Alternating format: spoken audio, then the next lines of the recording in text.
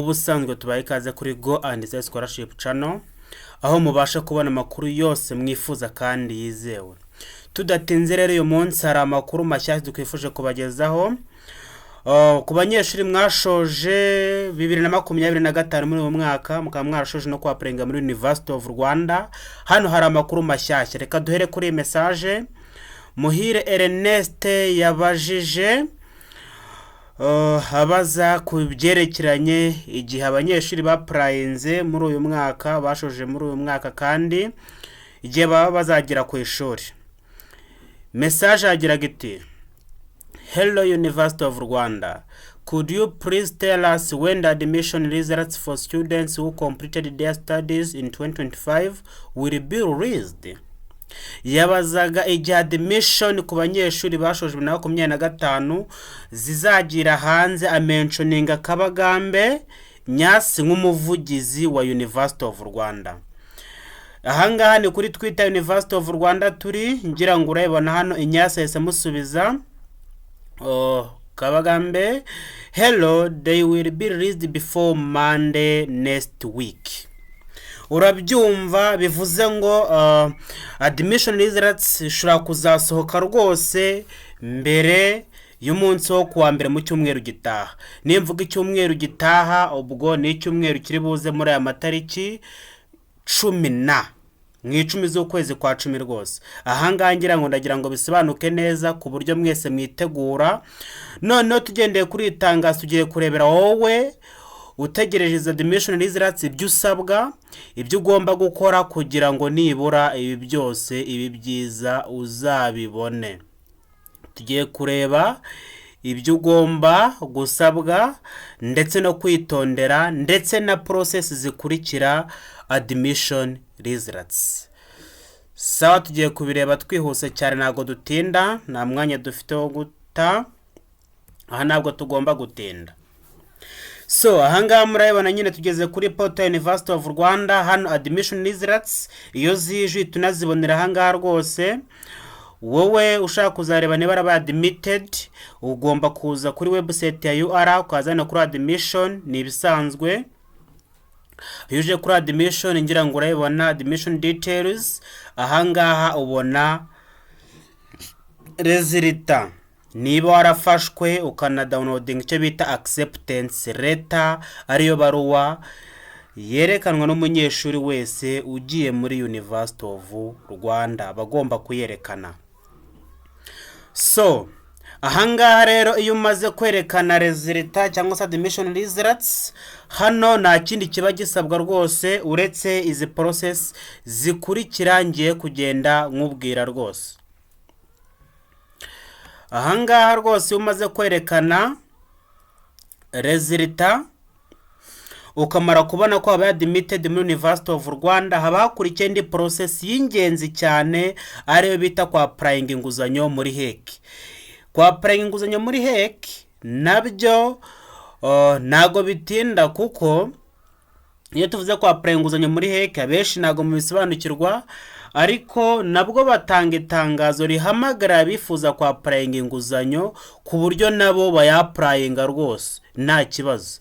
Urugero wenda urabona hano muri HEC, tujye muri HEC kugira ngo unabashe kumenya ibyo ugomba kwitondera mu gihe usaba inguzanyo. Ikintu cya mbere ugomba kwitondera igihe usaba inguzanyo nta kindi rwose uretse kumakinga sure ko wasomye itangazo neza kandi ukanapplyinga ugendeye ku byo baguhaye. Iyo uhushijeho gatoya ukabideviya ukaba wajya ku ruhande nabyo ibi kibazo cyane. So ubwo niyo mpamvu dusaba buri muntu wese kuzajya ahora yitonda agakurikirana kandi akaba updated. Uko murabona yuko amakuru ari ibintu bigenda bihindagurika, turi mu isi hindagurika, nawe ugomba kugendana nayo kugira ngo nibura ntuzasigare. So ahangaha turimo turareba HEC irimo irarodinga hano. Gusa n'ubundi cy'ingenzi ni uko ubona iriya website unyuraho ujya gukora rwose, ujya gusaba inguzanyo, ngira ngo urabibona hano heki, urabona hano apply loan for undergraduate. Ubwo nicyo cyiciro kiba gikurikiyeho ku muntu wamaze kubona admission results. Ngira ngo urabibona hano, ushyiramo reg number yawe, amazina yawe, gender, last name. Izi zose ni process tuzagenda tubasobanurira cyane by'akarusho, tuzagenda tuzibasobanurira rwose. Ibi ngibi byo rwose ni ibintu byacu, turi hano ngo tubafashe gukabya inzozi zanyu. So ahangaha murabibona nyine ni amakuru yose aba agiye atandukanye agenda asabwa kugira ngo ubashe kubabona inguzanyo muri heki. So ngira ngo mugenda musobanukirwa icyo cyari ikintu kimwe ugomba kumenya, ibyo ugomba kwitaho, ndetse ikintu cy'ingenzi mpora mbasaba kugira ngo hatazagira amahirwe n'amake agucika, ni uko ugomba guhora uri online, ugahora uri updated, ugahora buri kintu cyose ufite amakuru, kuko iyo ufite amakuru nta kintu cyagucika. So ndakeka noneho admission results mwabonye igihe zizazira, abantu mwahoraga mwibaza rwose ati mudusobanurire go and say scholarship, amakuru ya admission ameze gute. Ngira ngo muna ko twahabereye, naga ari ibintu bigoye cyane, mwayibonye nago ziri butinde no kujya ku ishuri, buriya nabwo tuzabamenyesha mumaze no gusaba inguzanyo. Kandi n'abaparenze muri Mastercard Foundation, namwe rezilita ziri bugufi ya rwose, reziliti za UR zasohotse n'iza Mastercard zitazikurikiraho, ku buryo mwese mugendana kabisa, ukamenya ko usaba inguzanyo muri heki, kandi ukahita unamenya ko ni wenda Mastercard yagufasha ugiye gutangira kubona living allowance ivuye muri Mastercard. So turabashimiye cyane, mukomeze mubane natwe. Gusa tubafitiye itangazo, umuntu wese wiyumvamo impano cyane cyane yo gukora ibyegeranyo byerekeranye n'ubumenyi, birumvikana ubundi ibyegeranyo byose biba biri mu gisata cy'ubumenyi, ariko noneho muri education cyane cyane, uwo muntu wese tugiye gutanga nomero, ngiye kuzibabwira, yabasha kuzinyura akanyandikira, mufite amakuru meza yo kuba yazamura impano ye nawe ikazabasha kumutunga.